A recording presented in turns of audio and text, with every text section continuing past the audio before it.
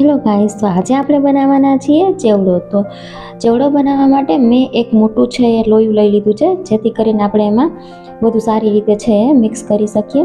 અને એના માટે મેં અહીંયા લઈ લીધું છે એક મોટા લોયામાં તેલ આપણું છે એ હવે આપણે ગરમ થવા માટે રાખી દીધું છે. તેલ ગરમ થઈ જાય એટલે આપણે એમાં એડ કરીશું મકાઈના પૌવા. આવી રીતને સ્ટેપ બાય સ્ટેપ આપણે આવી રીતને મકાઈના પૌવા છે એ ફ્રાય કરી લેશું. ગેસ છે એ મીડિયમ સ્લો ફ્લેમ પર છે આપણે રાખીશું. જેટલું બને એટલું મોટું વાસણ હોય એવું વાસણ છે તમારે લેવાનું છે. તો આવી રીતને આપણે બધા મકાઈના પૌવા છે એ આપણે અહીંયા ફ્રાય કરી લેશું. આ નાસ્તો જો તમે એકવાર બનાવશો તો 15 થી 20 દિવસ છે આરામથી છે ચાલે છે અને એકદમ હેલ્ધી નાસ્તો છે બનીને તૈયાર થાય છે. તો આવી રીતને સરસ મજાના આપણે બધા મકાઈના પૌવા છે એ ફ્રાય કરી લીધા છે. હવે આવી રીતને મગફળીના દાણા છે એ પણ આપણે ફ્રાય કરી લેશું. અહીંયા અમે મગફળી છે એ ફોઈ લીધી, તો એમાં જે ફાડા ને એવું થઈ ગયું હોય ને એ દાણા મેં અહીંયા અત્યારે છે એ યુઝમાં લઈ લીધા છે. તમે આખા દાણાનો યુઝ છે પણ કરી શકો, બરાબર. તો આવી રીતને એકદમ બ્રાઉન થઈ જાય એવા આપણે મગફળીના દાણા છે પણ ફ્રાય કરી લેશું. ત્યારબાદ આપણે ચોખાના પૌવા છે એ પણ ફ્રાય કરી લેશું.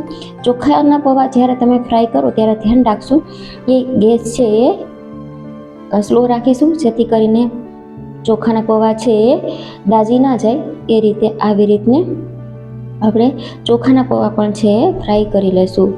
આ બધું તમારે જેટલો ચેવડો બનાવવો હોય એ અકોર્ડિંગ તમે છે એ બધું લઈ શકો છો અને ફ્રાય કરી શકો છો, બરાબર.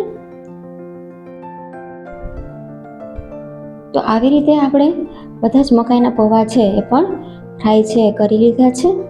હવે આપણે આ જ તેલમાં એડ કરીશું હિંગ સ્વાદ અનુસાર, બરાબર, અને હળદર પાવડર એ પણ સ્વાદ અનુસાર, અને કરી લીવ્સ અને નમક, બરાબર. અને ફટાફટથી આવી રીતને આપણે મમરા છે એ નાખી દઈશું. અને ગેસ છે એ બિલકુલ સ્લો ફ્લેમ પર છે એ રાખીશું, આપણે સ્લો રાખીશું. અને આવી રીતને બધા જ મમરા છે આપણે હળદરવાળા છે એ કરી લેશું, એટલે કે ફ્રાય કરી લેશું. સરસ મજાના બધા મમરા છે એ જ્યાં સુધી પીળા ન થઈ જાય ત્યાં સુધી આપણે મમરાને છે એ ઉપર નીચે કરી લેવા, જેથી કરીને મમરા છે એ એકદમ ક્રિસ્પી છે બની જાય. આ ચેવડો છે બાળકોને તો ભાવે જ છે, તમે એને લંચ બોક્સમાં પણ આપી શકો, સાથે સાથે ઘરના આપણે બધા વ્યક્તિઓ છે એ ખાઈ શકીએ છીએ. અને એકવાર જો બનાવી લઈએ તો 15-20 દિવસ છે તમે આપણે એનો યુઝ છે એ કરી શકીએ છીએ. તો આવી રીતને બધા મમરા છે યલો થઈ જાય ત્યાં સુધી આપણે આવી રીતને એને મિક્સ કરી લઈશું, બરાબર. એટલે જ વાસણ છે ને એ મોટું લેવાનું. હજી તો મારે આમાં બધા આપણે જે બધું એક્સ્ટ્રા આપણે જે તળ્યું છે ને એ હજી આપણામાં એડ કરવાનું છે. અને આવી રીતને ચણાના લોટની સેવ આવે છે જે આપણે શાક બનાવીએ એ પણ તમે આમાં એડ કરી દઈશું આવી રીતે.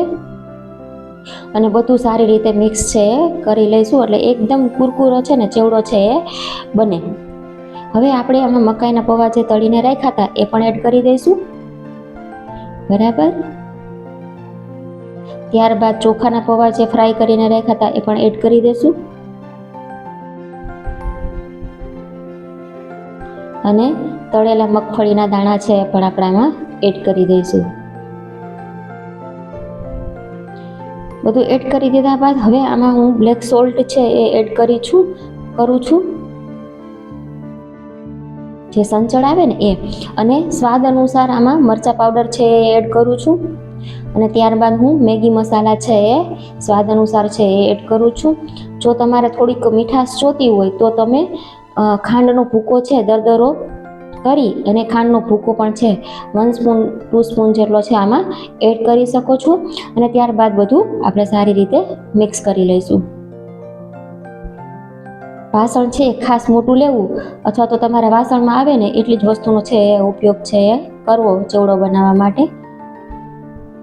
મારે થોડુંક વધારે થઈ ગયું છે એટલે જો હું ધીમે ધીમે છે એ ફેરવું છું. તો તમે જોઈ શકો છો, જોતાં જ મોઢામાં પાણી આવી જાય એવો એકદમ કુરકુરો અને ચટપટો આપણો ચેવડો છે એ બનીને તૈયાર થઈ ગયો છે. જો તમને વિડીયો પસંદ આવ્યો હોય તો વિડીયોને લાઇક કરી દેજો, ચેનલને સબસ્ક્રાઈબ કરવાનું ભૂલશો નહીં. Thank you.